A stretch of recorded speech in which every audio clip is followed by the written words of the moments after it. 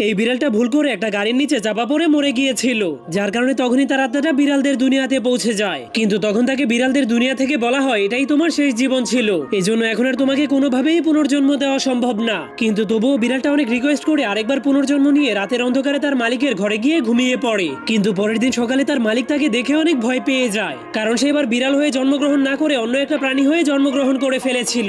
এরপর সে বাহিরে গিয়ে তার মালকিনের বয়ফ্রেন্ডের উপর আক্রমণ করে দেয়, কিন্তু তখনই ছেলেটা সেখান থেকে সরে যায়, যার কারণে সে সোজা গিয়ে একটা কারেন্টের তারের সাথে শক খেয়ে আবারও মরে যায়। কিন্তু এবার সে একটা ইঁদুর হয়ে পুনর্জন্ম নিয়ে পৃথিবীতে ফিরে আসার পর যখনই তার মালিকের ঘরে ঢোকার চেষ্টা করে, ঠিক তখনই একটা চিল এসে তাকে শিকার করে খেয়ে ফেলে। কিন্তু এরপর সে আবার একটা তেলাপোকা হয়ে পুনর্জন্ম নিয়ে যখনই তার মালিকের কাছে যাওয়ার চেষ্টা করে, ঠিক তখনই তার মালিক ভুল করে তাকে পাড়া দিয়ে মেরে ফেলে। এভাবেই সে বারবার পুনর্জন্ম নিয়ে তার মালিকের কাছে ফিরে যাওয়ার চেষ্টা করছিল, কিন্তু প্রতিবারই কোনো না কোনো বিপদে পড়ে তার জীবন চলে যেত। কিন্তু অবশেষে সে একটা ঘোড়া হয়ে পুনর্জন্ম নেওয়ার পর তার মালিক তাকে পছন্দ করে ফেলে। কিন্তু একদিন